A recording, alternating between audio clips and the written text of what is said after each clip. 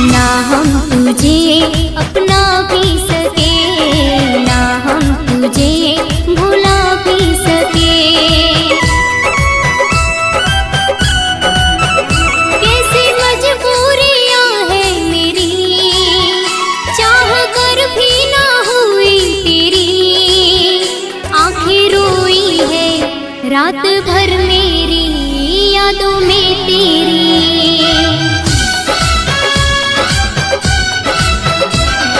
ना हम तुझे अपना भी सके, ना हम तुझे भुला भी सके।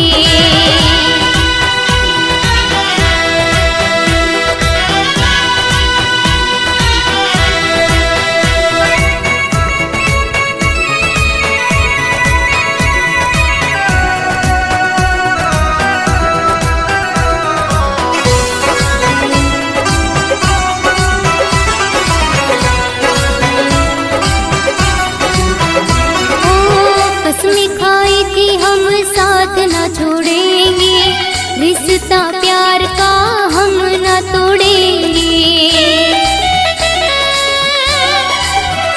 हो एक दूजे के साथ हम तो जिएंगे, साथ जिएंगे साथ मरेंगे। खेल तकदीरों ने खेला है, छोटा प्यार का ये मेला है। अब तो जीवन में बस रोने को दिल अकेला है।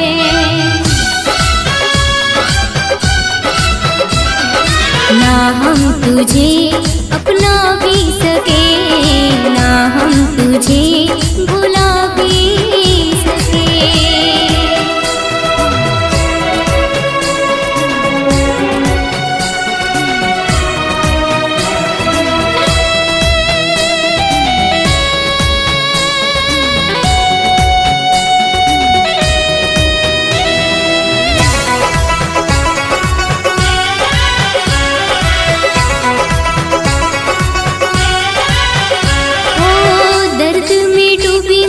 जीवन नैया कोई नहीं अब मेरा खेवैया।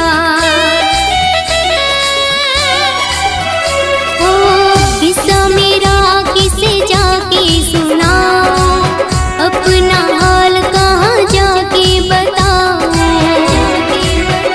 मैंने तुझसे की सदा वफा, फिर भी हो गई हूँ मैं बेवफा। मेरी तकदीर ही हो गई अब मुझसे खफा।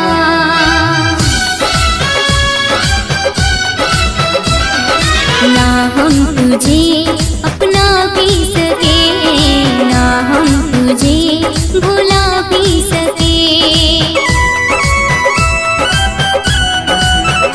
कैसी मजबूरियां हैं मेरी, चाह कर भी ना हुई तेरी।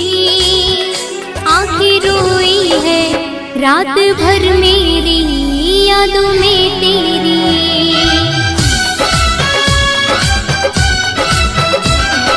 ना हम तुझे अपना भी सके यारा, ना हम तुझे भुला भी सके, ना हम तुझे